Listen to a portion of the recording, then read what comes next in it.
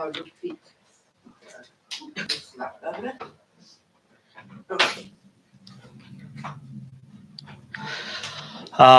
Welcome to the Chanka Scientific Society. Dr. Greta Uehling will present her new book today, Decolonizing Ukraine, the Indigenous People of Crimea and Pathway to Freedom. And Dr. Maria Sunevitsky will moderate this book launch. Let's start.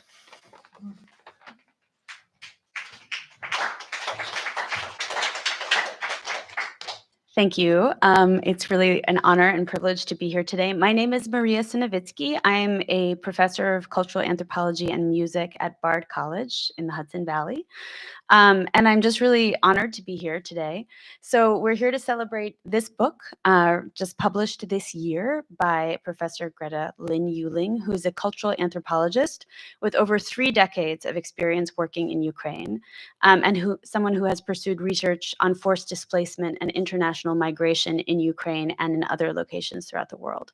She currently works as a teaching professor at the University of Michigan and previously consulted with a number of international organizations, including the United Nations High Commissioner for Refugees, the Organization for Security and Cooperation in Europe, and the Watson Institute at Brown University.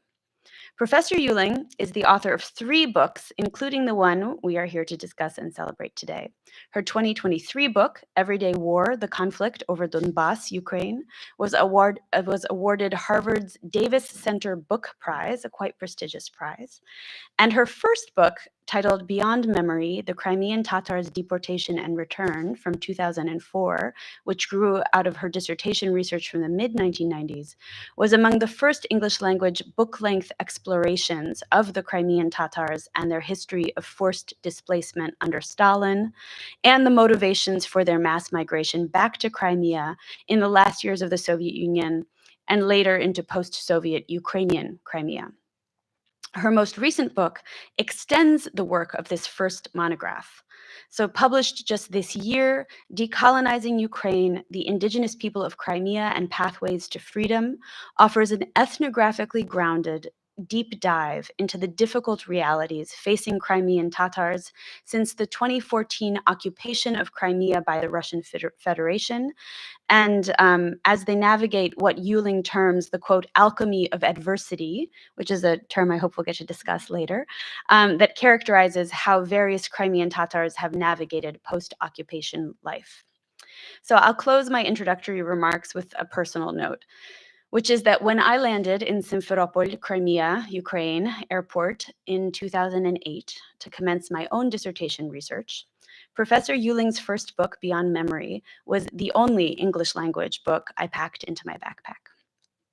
As a person growing up in the Ukrainian American diaspora, in part in this very same community where we are today, I became fascinated by how little I knew about Crimean Tatars, this community struggling to rebuild after horrific deportation, this predominantly Sunni Muslim, Turkic language community that had inherited Ukrainian passports after the collapse of the USSR. Professor Uehling's first book intervened meaningfully in my own education, revealing how the various orientalizing stereotypes of Crimean Tatars with which I became acquainted in my diaspora education reverberated in Soviet propaganda that demonized the community and flourished in post-Soviet Ukrainian Crimea as well, when Crimean Tatars were treated as cynical opportunists by the majority Russian settlers that had occupied their homes after the 1944 deportation. Uehling's Beyond Memory was a compass as I oriented myself in 21st century Crimea and became acquainted with diverse Crimean Tatars, learning their songs and stories and contemplating their fractious place in a volatile Ukraine. As I published my own articles and books about Crimean Tatar culture, Professor Uehling's work continued to inform my own thinking, so it is especially meaningful for me to be in conversation with her today.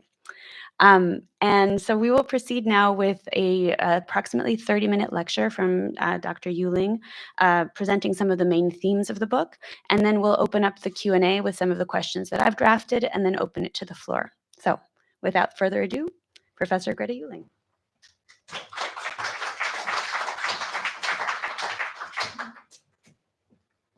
Thank you so much for that generous introduction. I can't imagine a more perfect person to be welcoming me here to the Shevchenko Society. I'll just get my water.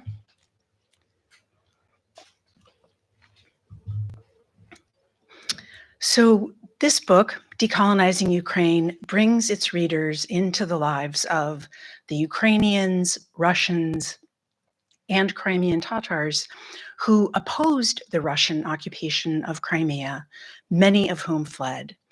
And I focus in particular on the Crimean Tatars because they were disproportionately affected and because I think they offer such a unique vantage point. So the Crimean Tatars are quite obviously one of Ukraine's ethnic groups, but they're also so much more. According to the definition of the United Nations, Indigenous people are descended from the pre-colonial inhabitants of a region, have endured political and economic exploitation, and remain vulnerable. And so I think of Indigenous status here as not only an ethnic category, but also very much a historical one that brings with it ethical and moral implications. So what I try to do in Decolonizing Ukraine is basically to reposition the Crimean Tatars from being a side note to the center of the history, culture, politics, economics of Ukraine.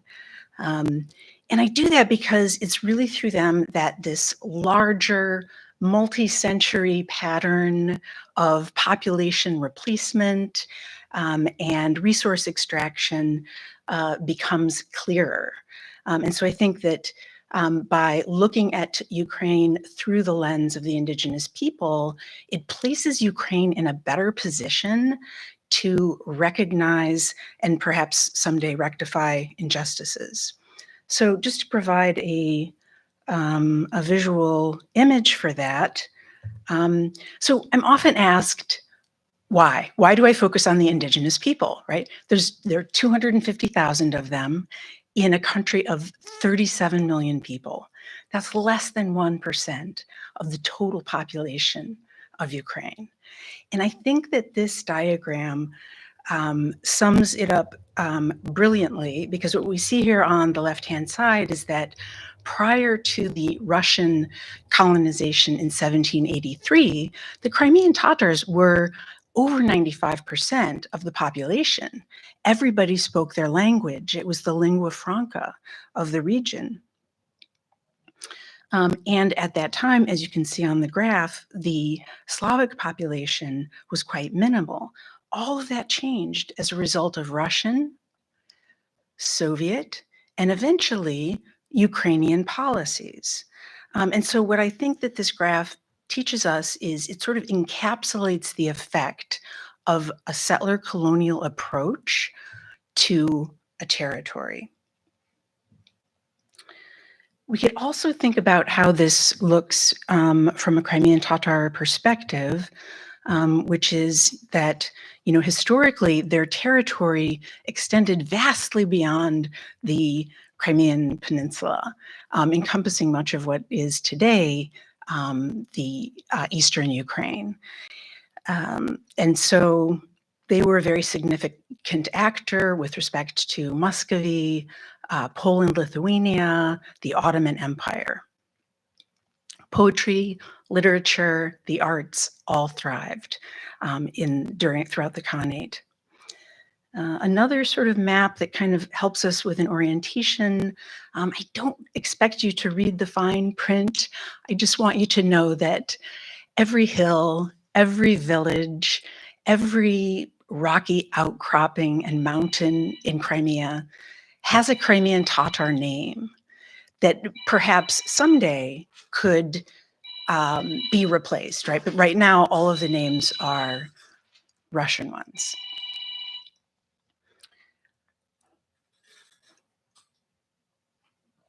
And this is a map that was created by the International Committee of Crimea, and you can see the address on the slide if you want to look more. There's actually a number of maps like this that you can locate.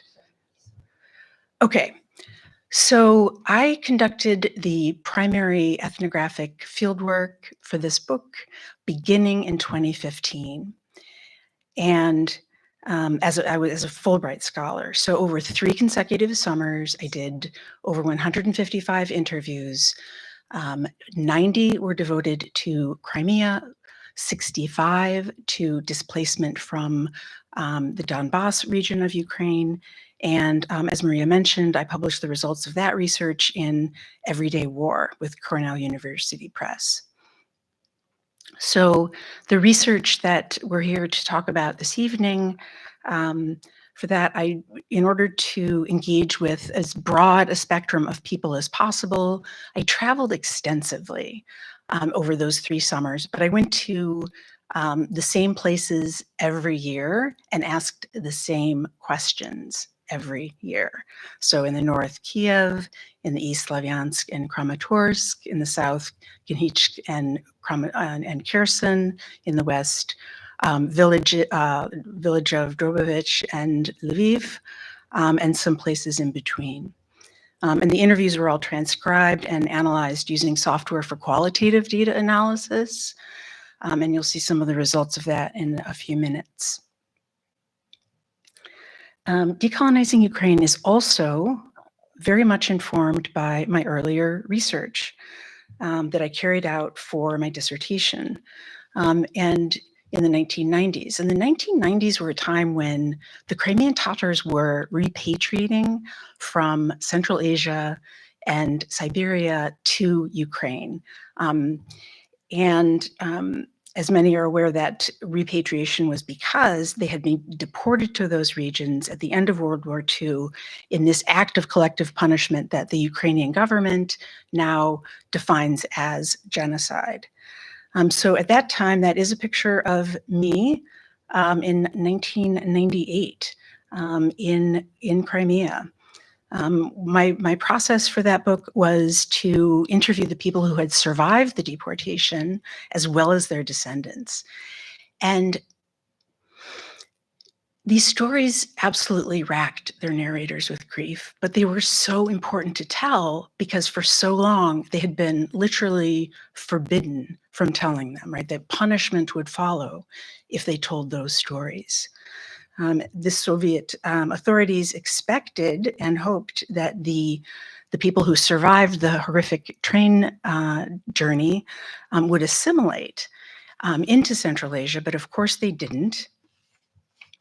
They returned. And so a central finding for the book Beyond Memory is that in spite of multifaceted efforts to erase them, they developed this cohesive narrative about that deportation that spanned countries and age groups and all different kinds of backgrounds. So when I returned to Ukraine after the 2014 occupation by Russia, and that was on the heels of a 2013 trip, I noticed this very distinct shift. Eclipsing those narratives of victimization and dispossession were statements about wonder, gratitude, joy, curiosity, discovery, and all kinds of affirmations of their ability to actually do things in the world and make things of their lives. So this is just a word cloud that was taken from the 2016 interview data set pertaining to Crimea.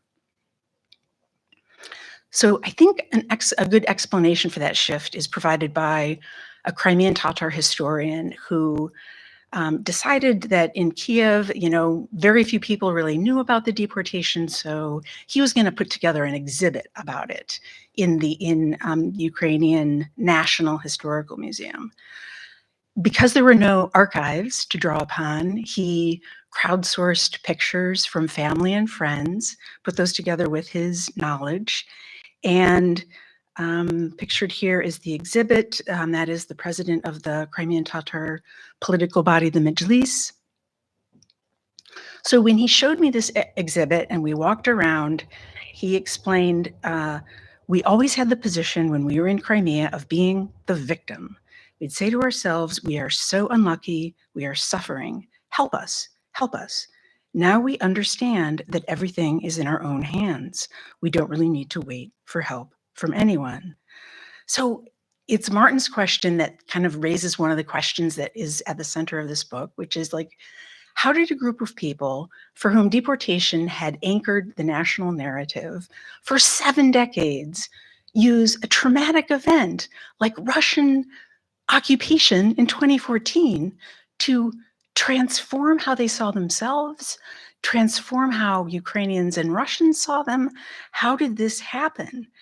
And after all, this is especially significant thinking about scholars of colonialism like Frantz Fanon make a very strong argument that a colonized people will tend to internalize the views of the colonizer, right? So they will internalize the beliefs that the colonizer has about them, that they're primitive, that they're, unintelligent, less cultured, whatever it may be. So in de-identifying as a victim, I think he shows us a really brilliant example of decolonizing his own ways of thinking about himself. And of course, there are many manifestations of this process going on all around me. And so I believe that this is absolutely key to what enabled them as a small numbered people to surmount these enormous challenges and become more socially visible, politically empowered in Ukraine. A visual metaphor for that thought is provided by the street art in southern Ukraine. I took this picture near the blockade of Crimea. And so this image is facing Russian-occupied Crimea. And you can see the outline of the peninsula in the pupil. And in my viewing of this image, I really feel like this is, it's returning the Russian gaze. It's seeking to destabilize those old hierarchies of oppression and claim full political subjectivity. One of the fullest manifestations of this political subjectivity was very near to this street art, which is the Crimean blockade, where, unbeknownst to many people, with Crimean Tatars in the lead, people took tires, dragged them across the road, and stopped the trade that had been going on since the occupation for basically the first 9 months, an illicit trade in goods amounting to multi-millions of dollars. They also established a cadre of people to provide observation at the new administrative boundary lines that provided greater safety to the people trying to cross between occupied Crimea and Ukrainian government-controlled Ukraine. So I think that this willingness to engage in an armed and yet nonviolent resistance struggle, it's like an unofficial counteroffensive before the official counteroffensive that the Ukrainian military undertook. And maybe we can talk about it more as we go along. So I think a very significant catalyst in this process of redefining what it meant to be both Crimean Tatar and Ukrainian is provided by Jamala.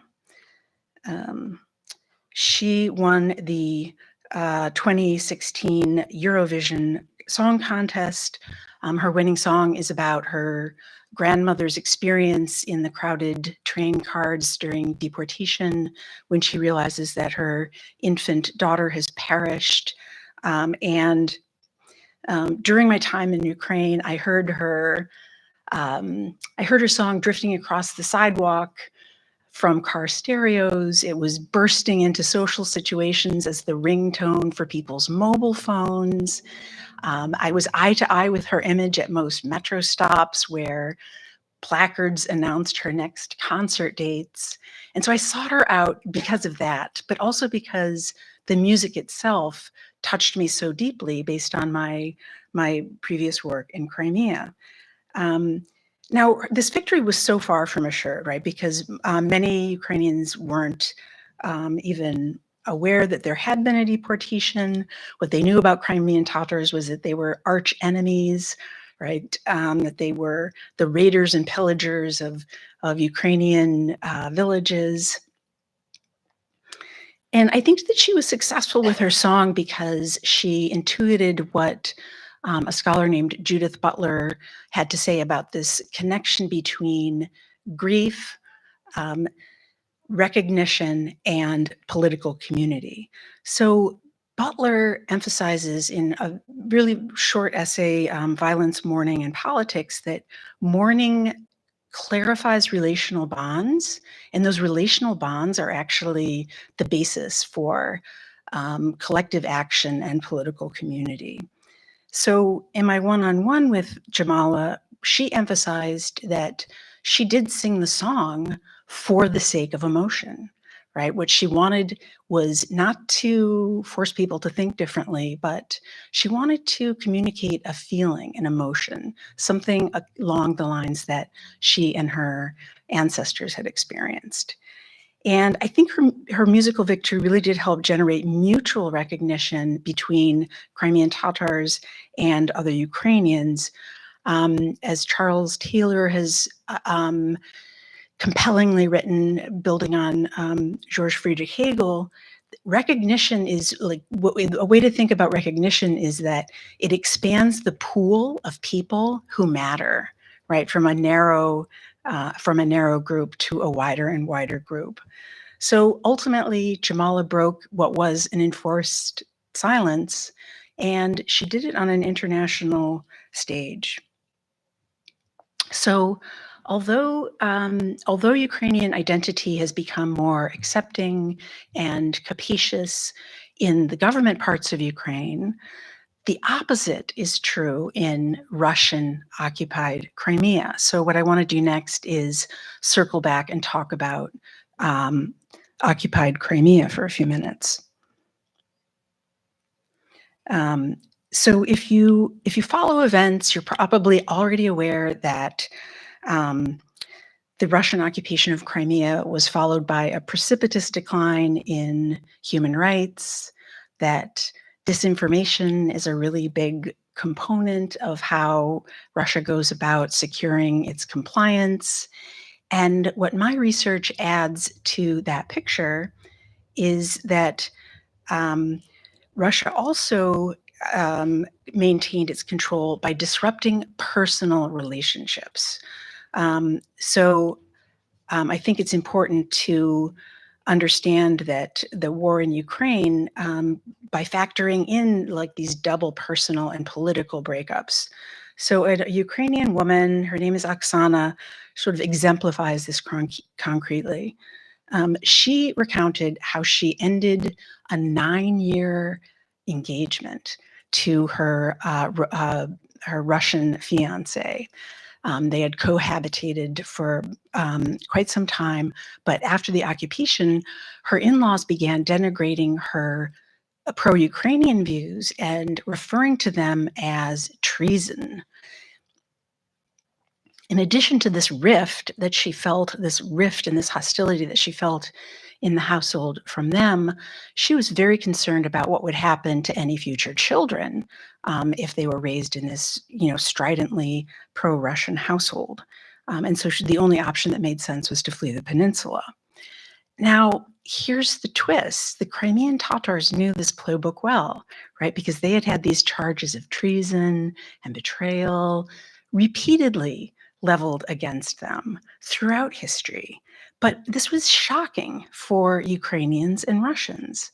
And so in writing this book, what I found was that the ethno-national categories through which Ukraine is traditionally understood had to be supplemented with additional analytic tools. And I think decolonization and recognition and indigeneity are all very valuable in that regard. So although a very high percentage of all the people who were displaced, both Donbass and Crimea, talked about these relational effects, these family, friend breakups, it was only the people who fled Crimea that talked about it, that experienced it through these lenses of treason, right? These hyperbolic lenses. And taking us deeper into that process is a woman I call Elvira. So she was living in occupied Crimea. She's a doctor. She had no intention of leaving, very intent on staying. And she had a very young school-age son who really relished telling her about his day in the car on the way home. And then came the day where he sat with his arms folded. She asked him what was wrong. That yielded silence.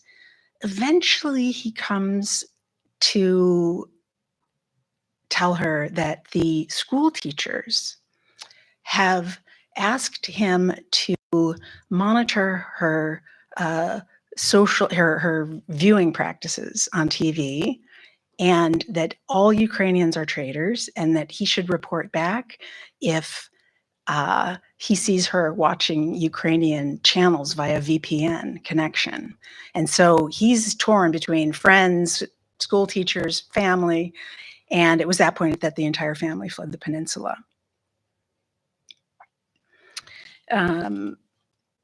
Okay, so across ethnicities that fled, there was a striking convergence in the metaphors and themes that they used to describe occupation. And, you know, although the subjective experiences of the Ukrainians, Russians, and Crimean Tatars who were displaced overlap, I don't think that this diminishes the significance of indigeneity in this context. After all, when Ukraine became independent, it lacked both the will and the means to really engage in any forms of transitional justice for the Crimean Tatars that were returning from Central Asia, or think very deeply about these historical legacies. And so, but as a people who formed as an ethnic group on the territory, had a full-fledged state, and were unlawfully removed, I think Crimean Tatars have a very valuable role to play. Ukraine has made remarkable strides in this regard. They have recognized the Crimean Tatars as an indigenous people, recognized the deportation as a genocide.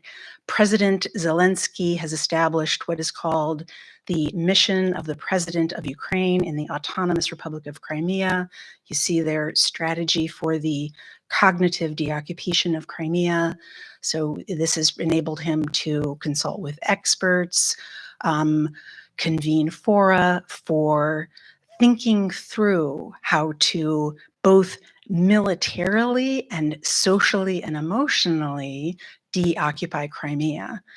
In addition to that, they have established what's called the Crimea Platform, which is basically it's a high-level diplomatic platform where high diplomats from other countries come together to talk about the issues confronting Crimea and Ukraine. So this is where Ukraine faces a really tremendous opportunity to further distinguish itself from Russia. Now, some may argue that it would be unfair, right, in a democratic country built on majority rule, because according to that logic, Crimean Tatars are not numerous enough to warrant more political representation or an expansion of their rights. And I feel like what this argument fails to fully appreciate is that Crimean Tatar percentage of the population represents a moral problem, not a numerical one. It's the direct result of policy decisions that began with colonization, you know, continued with the deportation, and then were completed with independent Ukrainian policies not to include Crimean Tatars in processes like the privatization of property, right, after independence. Before Adolf Hitler came to power in 1933, the Jewish population in Germany was less than 1%. And I'm not drawing a direct comparison. I'm just sort of highlighting that we're standing at a crossroads where Ukraine could address the indigenous people from a moral and ethical framework that takes into account the history. Okay, so to begin to wrap up here, so the people who identified as Russian or Ukrainian and fled Russian occupation, I think, offer a very intriguing opening into the workings of this mutual recognition across ethnic groups. They often described a process of becoming more conscious of the connection between their sense of home and Crimean Tatar culture. So, for example, at a workshop for internally displaced, a Russian woman I know told me how that she was asked to sketch a few items that reminded her of home. And she realized that all of her sensory associations with home were linked to Crimean Tatar culture, right? It was the scent of Turkish coffee, the feeling of thickly embroidered pillows, the clink of the stoneware, all of these associations. So for her, in spite of her Russian heritage, thinking back on her, 4 decades of life, home was somehow strangely Crimean Tatar. So as a whole, what this book tries to do is it's basically about how this historically disadvantaged group that has been like vilified and demonized for centuries not only succeeds in surviving these repeated attempts at erasure, but succeeds in absolutely transforming how succeeds in absolutely transforming how they see themselves and how they are seen by other Ukrainians. So I would never advocate judging a book by its cover, but I did commission this cover from a Ukrainian artist who I really admire, whose name is Mari Kinovich, and the design draws on these plant motifs that are prominent in both Ukrainian and Crimean Tatar aesthetics. In this particular design, it's a pomegranate, which symbolizes family and well-being and like sort of holistic prosperity. We can see up in the top the outline of the Crimean Peninsula. And the part that usually emerges last for most people looking at this design is the yellow tea, right? That sort of fades to the background, but that is from the Crimean Tatar flag. And so as a whole, the design symbolizes an idea that I explore throughout the book, which is that when we look at contemporary Ukraine, it's very meaningful to also recognize the Crimean Tatars as a part of that whole. So I look forward to talking about this with Maria and all of you.